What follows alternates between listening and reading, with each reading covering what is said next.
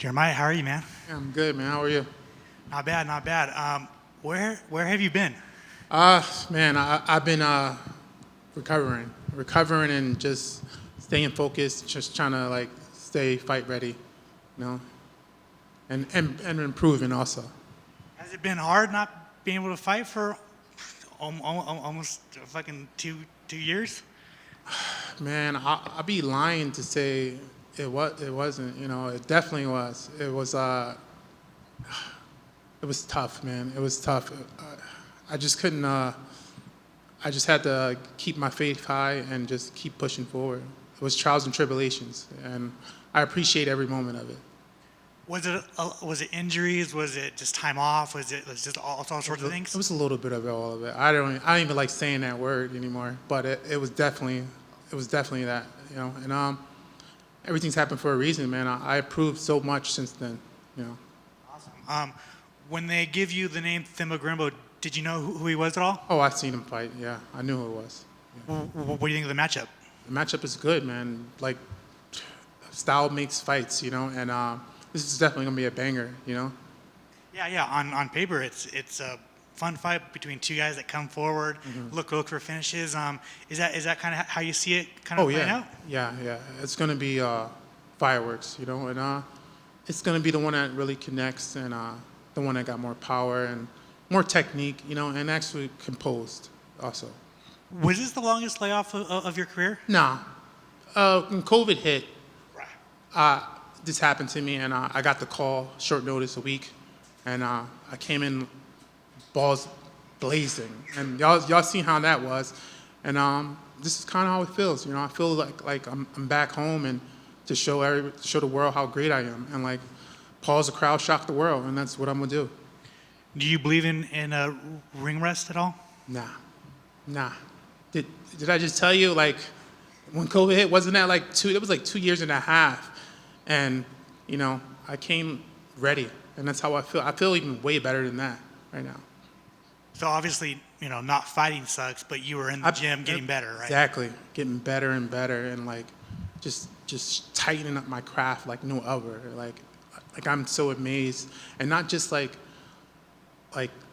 physically, mentally, it's in a different level. How does that, I guess, make you feel going into the fight, having a good mind, a healthy body? Like, are you just kind of like a Jeremiah 2.0 in a way? That and more, man. That and more. Like just like I said, faith. Like being more spiritual, and like being one with myself, and knowing like how great I am. Like I am the chosen one.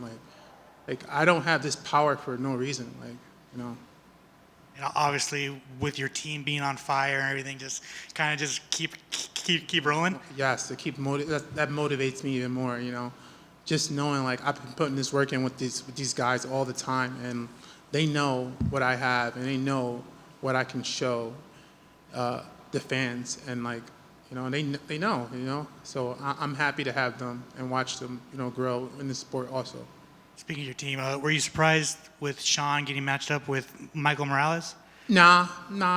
Like Sean said, he's gonna have to fight these guys anyway, and Sean's always ready and grinding, so he's gonna dominate that fight. How do you get your hand raised on Saturday? I get my hand raised any means necessary. I'm gonna submit him. I'm gonna knock him out. I'm gonna break him. Yeah, I'm coming home with that dub. And then just kind of looking forward, obviously you got Themba ahead of you or the Saturday, but are you looking to be a lot more active next year? Yes, sir, man. If I can fight next week, I would. I want to like get in and get out, and then like call my shot, start talking my shit, and yes, get it popping. Good luck. Thank you, sir.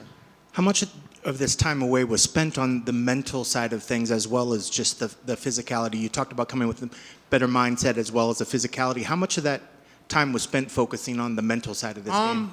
50-50, man. Like when it first happened, all the stuff that first happened, of course, like I'm human. Of course, I'm gonna have my ups and downs and like my doubts. I just had to like, just stay like reach out to God, reach out to like people that really support me, and like and get my mind clear, you know, and that's what I did, and I improved a lot. Yeah. Yeah, it feels like as fighters, especially veterans, as they go longer in the sport, the mental side of the thing seems to be a larger focus than the physicality, because at this point, you're very physical. It's just a matter of keeping things in tune. But do you agree that as you go along in this game, the mental focus is maybe a bigger focus of what the fight preparation is? Yeah, absolutely, man. And it's like, sometimes if you don't have everything lined out and mapped out, like eating the right things. Like if you're not eating the right things and you're like your hormones are all messed up, then it also messes up with your mind, and your focus is not going to be right. Your motivation is not going to be right. You're like, what's wrong with my body? And it's because you didn't treat your body like a temple.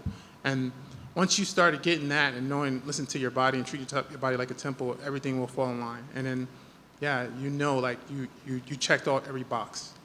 And I think with the mental focus, you're able to take wins and losses better than others. You know, and other times somebody could say, hey, you're coming in here on a 2-fight loss. You might feel pressure. Yeah. Do you feel any pressure coming into this? Not really, man. Like I said, I'm grateful for every moment. I'm grateful for every win, every loss, because I learned from everything in life. And that's just life, you know? You can't let things drown you out. You got to keep swimming until you reach the top or reach your goal or reach, you know, your destination, you know, where you want to be next. And my last fight, I didn't lose. I got burned by the judges, but I left it to the judges, so I lost. You know, I fought that fight with a broken hand. I broke my hand in the first fight round, and I couldn't grapple. You know, it was like grabbing clay. But, you know, who can go rounds? Who could finish a fight? I mean, go to a decision with a broken hand? Not a lot of people. So, you know, I learned from that, and I just take it and keep striving, keep moving. I was going to say you could almost take that as a huge positive, because you prove to yourself that you can have serious adversity and move on and still finish a fight when a lot of people would tap out or say, I don't want to continue. Yeah, exactly.